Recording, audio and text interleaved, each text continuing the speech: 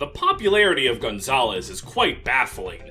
I mean, what on earth does the average gamer have in common with a large, ugly man who is wildly unintelligent and lacks any social skills?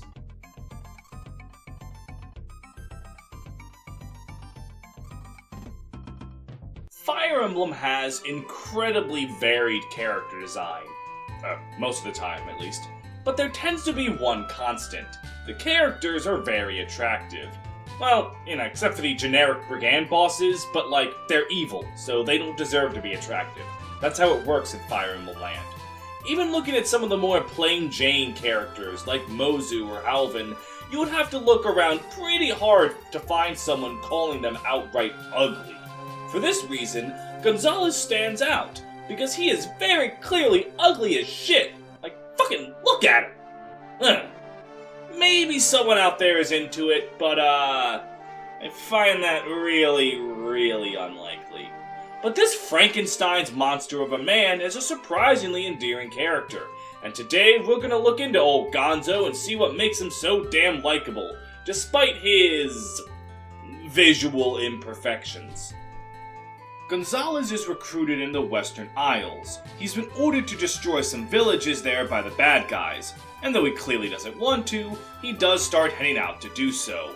His boss remarks that Gonzales is ugly, which, yeah, we have eyes, but also that he's been, quote, cursed with a kind heart that doesn't want to kill innocent villagers. I know, terrible. However, he can be intercepted by Lilina, and she can convince him to join Roy's army and basically be your only infantry axe user, cause good lord is he strong and fast. And you might ask yourself, well, why Lilina? And to answer your question, I do not have the slightest clue as to why Lilina. Seriously, there is no reason. It's never telegraphed that you need to talk to him with her. You just kinda have to know. FE6 really loves doing that kind of shit, now that I stop and think about it. Regardless, Lilina sees this monster of a man and sees not a monster, but instead she sees how sad his eyes are, and she tries to talk to him.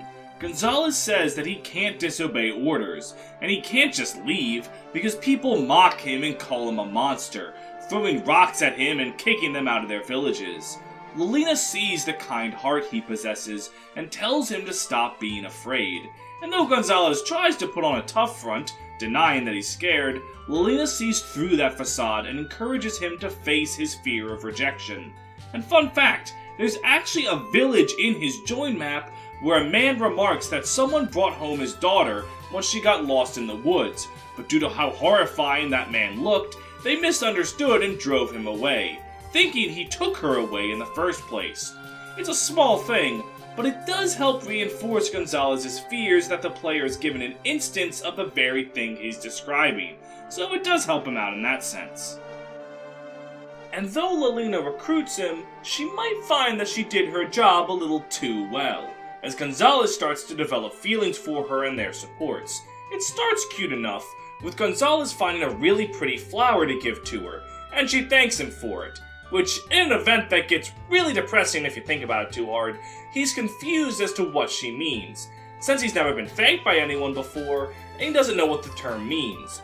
She teaches him that thank you is something you say when someone makes you feel happy, and Gonzales misunderstands and just says thank you whenever he sees her, because seeing her makes him happy, and that is just adorable.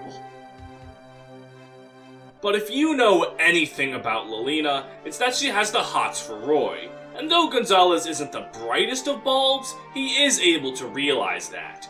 Afterwards, he leaves to sulk off, feeling as though he's made himself unwanted to her. And when Lilina finds him, he tells her to go away. He understands that they can't be together, but he thanks her for teaching him what it means to be human, to feel like he belongs somewhere. Lilina quiets his doubts, and assures him that she wants to be by his side, and that he shouldn't just push her away from him. Both of them start crying, and it's a mixture of pain and comfort for the both of them. It's a really heartwarming scene that makes you feel for the guy. You want him to get the girl because he's just so damn likable. So, does Lilina's reassurance mean that she's gotten over her love of Roy, and now she and Gonzales can be together forever? Or does it mean that she wants to be by his side as a friend, and Gonzales grows to accept that and finds happiness regardless?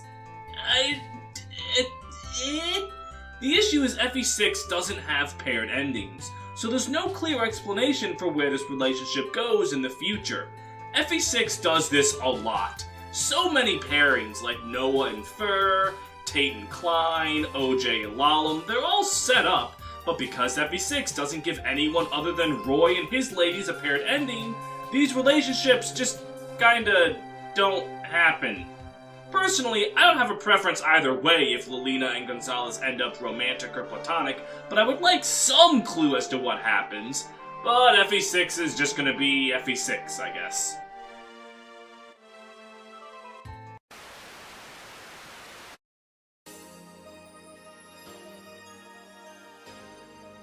Okay, if you're still here, that means you didn't just skim the video to see where you have to click to skip the Patreon ad. And for that, I love you. That's right, I have a Patreon, where for as low as $3 a month, you can get benefits like getting visual and audio shoutouts on the channel. And, if you want to dish out the bigger bucks, you can pay to influence what episodes come out for what characters. Right now, it's a poll of a bunch of hodgepodge characters I threw together, and Holmes is actually leading. I was not expecting that, but Jill and Ferdinand could overtake him, if you give me the money to do so. My patrons include the likes: Andrew Crockett, Atomic X160, Benz Again, Fire Emblem Lord, Follow Penta the North Star on Twitch, Galade Knight, Great Riek, Green Brigand, Hell on Heelys, Jespacito 2, Keith and Coleman, Kieran Morin, Lightning Bolt, Memi, Nevrix the Fallen Shield Guy, Ranger Man Sam, Ryan Walter, Shen Lu, Space1255, Steph D, Tato, Anti-Ginger, Brentendo 11, Drew Hack, Kazu Foxfire, Max. For those of you that actually listened to the whole patron announcement, thank you. You're a real one. Anyways, back to the video. I'm going to go over his Diane and Bartray supports next, and I'm just going to explain what happens in them and then analyze both of them after that. His Diane support follows 3 conversations of the exact same punchline. Through unfortunate happenstance, Diane accidentally causes Gonzales to continually hurt himself. In the first conversation, Diane shows Gonzales Sakayan bows, and old Gonzo accidentally shoots himself with the arrow, which I'm not even sure how that's possible. The second conversation, Diane is showing him his horse, only for Gonzales to get kicked by it because he doesn't know not to stand behind horses because that scares them. And in the third conversation, Diane tries to make amends for accidentally hurting Gonzales, so he gives him some Sakayan wine, which Gonzales immediately drinks too much of and gets shit-faced because the wine is very strong. Which makes me ask, just how strong is the liquor of sake if it can down a man the size of Gonzales? I think a single shot of that stuff should be considered a poison in most countries. His Bartray support has Gonzales go up to Bartray in search of training. Gonzales thinks he's too weak, and he wants to grow stronger so more people will like him. Bartray's first lesson is asking Gonzales to punch him as hard as he can, and Gonzales, being a gentle soul, is scared of hurting Bartray. Bartray manages to convince him that he can take the hit, and then they start beating the shit out of each other for what I can only assume is a period of several hours.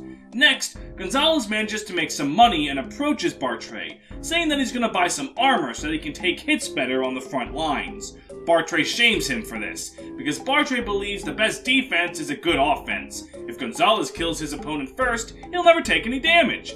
So Gonzales then decides he wants to buy a better axe, so he can do more damage and kill enemies easier so that they never touch him. Bartray then shames him for this, saying that a true warrior's might isn't decided by his weapons, and that Gonzales should train to be strong enough to wreak havoc on the world with just a basic iron axe. Bartray's lessons conclude with him acknowledging how far Gonzales has come, even if the entire time Gonzales himself can never get in a word edgewise to him. I wanted to mention these supports because they avoid making Gonzales a very uncomfortable character by never making his stupidity the punchline to a joke. In the Diane support, Gonzales is ignorant, but it's about a culture he's never seen before, and Diane never shames him for not understanding things. In the Bartray support, it's Bartray's really shitty advice that's the punchline, not that Gonzales can't understand the advice he's been given. Gonzales is very stupid, but he's never shamed for it by anyone, and it avoids making him a walking punchline that's just sad to read. It makes him endearing, to see him try so hard to get things right, and always get right back up without the world trying to shame him for it. The last thing I want to cover is his echidna support, because it's the one I feel really gets to the core of Gonzales' character and best explains who he is. Echidna sees the absolute size of this lad and immediately wants his help with the Western Isles. Long story short, she wants to make it a Western nation and needs a whole lot of money, labor, and manpower. Gonzales at first refuses. Being around the villagers of the Western Isles has historically not gone very well for him, so he doesn't think he belongs there because they would hate him. Echidna tries to convince him, saying that once he makes himself useful and helpful, everyone would start to love him. And it's at this notion Gonzales changes his tune and expresses interest in helping her. But Gonzales' doubts aren't so easily swayed. He believes he's too ugly and dumb to help anyone, and he starts to demean himself in front of Echidna.